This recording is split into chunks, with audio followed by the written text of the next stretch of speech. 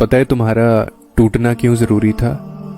ये बताने के लिए कि अल्लाह के सिवा तुम्हारा कोई नहीं है।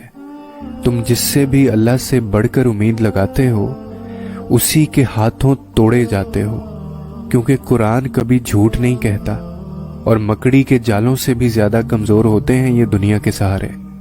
बस तुम्हें तोड़ने का मकसद तकलीफ में मुब्तला करना नहीं बल्कि अपने रब की पहचान करवाना भी होता है।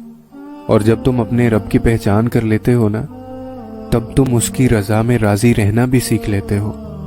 और फिर वो रब अपनी रजा में राजी रहने वालों की रजा भी कभी अधूरी नहीं रहने देता। बस वक्त को थोड़ा वक्त दो, चीजें अपनी जगह पर वापस जरूर आ जाएंगी। और मैंने आगे भी तुम्हें कहा था कि जहां पे तुम्हारा बस नहीं चलता वहां पे मत चलाओ, अल्लाह के सपुर्द कर दो। अदब पहला करीना है मोहब्बतों के करीनों में।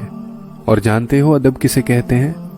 कि जिससे मोहब्बत की जाए उसका एहतराम किया जाए, उसका हर हुक्म बजा लाया जाए। वफा दूसरा करीना है मोहब्बत के करीनों में, कि जिससे मोहब्बत की जाए उसके साथ किसी को शरीक न ठहराया जाए, क्योंकि जहां अदब होता है वहां नाफरमानी जन्म नहीं ले सकती। और जहां वफा आ जाए वहां महबूब के सिवा किसी की तलब नहीं रहती। अदब करना सीख लो तो समझो रब से मोहब्बत हो गई है, और वफा करना सीख लो तो समझो रब मिल गया है। और रब का मिलना जानते हो किसे कहते हैं?